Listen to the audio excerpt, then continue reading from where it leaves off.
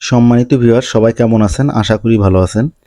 আজকে আমি আপনাদেরকে ২ গজ ৪ গিরা কাপড়ে একটা ৩০ থেকে ৩৬ কোমরের ছায়া কাটিং করে দেখাবো।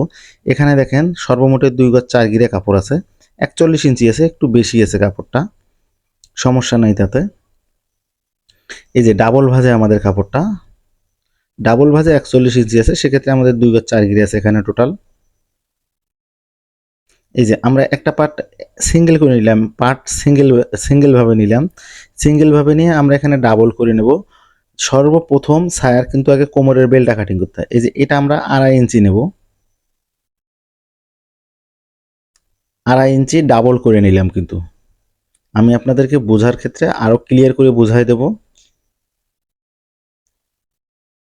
এই যে দেখেন এটা খুলে নিলাম। আপনারা এরকম সিঙ্গেল ভাবে ৫ ইঞ্চি কেটে নিতে পারেন, তাতে কোনো সমস্যা নেই। এই যে কোমরের বেল্ট এটা আমরা আলাদা করে রেখে দিলাম। এরপরে আমরা এই কাপড়টাকে ডাবল ভাঁজ দিয়ে নেব, আবার সোজা করে এবং সুন্দর করে ডাবল ভাঁজ করে নেব। আপনারা যদি আমার এই ভিডিওটা দেখেন তাহলে একবারেই আপনারা ছায়া কাটিং করতে পারবেন। দেখেন আমাদের এখন যেটা আছে বেলটা কাটিং করার পর এটা আমরা দুটো টুকরা করে নেব। দুটো আলাদা আলাদা পার্ট করে নিলাম। এই যে একটা পার্ট সরাই নেব উপরেরটা। এই যে একটু কম বেশি আছে, কোনা বের হওয়া হয়ে আছে বা কম বেশি আছে, সেটা আপনারা সমান করে নেবেন। আপনারাও বাসায় আমার মতো সেম সময় করে নেবেন। আমি এটা আয়রন করে নিয়ে আয়রন ছায়া কাটতেছি। এই যে একটা পার্ট থেকে আমরা সাইডে প্রথমে ১ ইঞ্চি বা ৬ ইঞ্চি পরিমাণ যে ফিতাটা হয় সেই ফিতার অংশটা কেটে নেব। সেটা পায়ের অংশ থেকে অবশ্যই কাটিং করব। এই যে আমরা কাটিং করে নিলাম ফিতার অংশটা।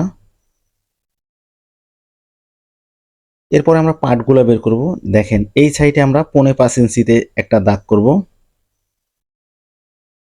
এবং সেম ভাবে এই সাইডেও আমরা ৫.৫ ইঞ্চিতে আর একটা দাগ করব। এই দাগ দুটো এভাবেই ধরবো আমরা।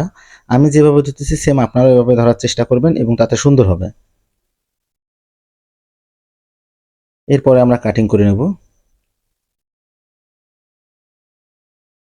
এরকম আপনাদেরও মিস হইতে পারে, অতএব সুন্দর করে কেটে নেবেন। এই যে পাত দুটো ঘুরায় নেবেন। যেভাবে আপনাদের কোণাগুলো বের হয় সেভাবে কোণাগুলো বের করবেন। একটু ঘুরায় নিলে দেখেন এই যে দুই সাইডের কোণা বের হবে। অতএব আপনি আপনার ভিডিওটা ভালো করে খেয়াল করবেন, আপনারা আমার ভিডিওটা, তাহলে খুব সহজে বুঝতে পারবেন যে এই কোণাগুলো কিভাবে বের হয়। এরকম করে সুন্দর করে কেটে নেবেন এবং উপরের দিকেও একটু 1/2 ইঞ্চি পরিমাণ বের হতে পারে, সেটাও কেটে নেবেন। এই যে আমি এই দাগটা কেন দিচ্ছি আপনারা হয়তো থাম্বনেলে দেখলে বুঝতে পারবেন। এই দাগটা দেওয়ার মানে হচ্ছে আমি পরের পার্টটা যেটা আছে সেটাতে আমি দেখাই দেবো আপনাদেরকে খুব সহজভাবে। এই পার্টটাও সেম সুন্দরভাবে এরকম মেলায় নেব। মেলায় নেওয়ার পর দেখেন একটা পার্ট একটু বাড়তি করে নেব।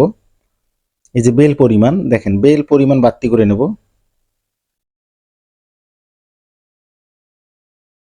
আমাদের বেলে ম্যাক্সিমাম সময় জয়েন হয়, যাদের কোমর বেশি হয় সেক্ষেত্রে এই বেলটা অনেক, এই যে অংশটা যেটা আমরা এটা কিন্তু একটা পরিমাণ মতো কেটে নিলাম ৫ ইঞ্চি পরিমাণ। চওড়াটা এটা ২.৫ ইঞ্চি আছে, এটার উপর দিয়ে কিন্তু আমরা একটা জয়েন দেব। এই যে এইভাবে করার পরে উপর দিয়ে একটা জয়েন দিয়ে নিব। জয়েন দিয়ে নেওয়ার পরে দেখেন বেলটা কিন্তু ৩৬, ৪০, ৪২, ৪৫ পর্যন্ত এই বেলটা হওয়া সম্ভব। তাতে ছায়াটার একটু ঘের কমে যায়। যখন আপনি ছায়ার কাপড় একটু বেশি নেবেন ঘেরটা বাড়বে। এদিকেও সেম আমরা ৫.৫ ইঞ্চি দেবো, ওটা যেভাবে দিছিলাম সেম একইভাবে এটাও দেবো। এই যে দিয়ে নিলাম। ঠিক আমরা কোনাকানি ধরবো এরকমভাবে। আপনারাও সেম এভাবেই ধরার চেষ্টা করবেন।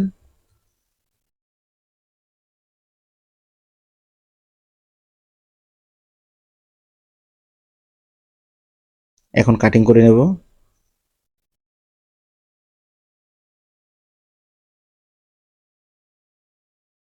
এই যে দেখেন আমি যে ওখানে দাগটা দিছিলাম, যে একটা চিহ্ন দিছিলাম, সেই চিহ্নটা কোন জায়গায় দিলাম, এই যে আমরা যে সাইডটা কাটিং করলাম সেই সাইডে আমরা একটা চিহ্ন দেব।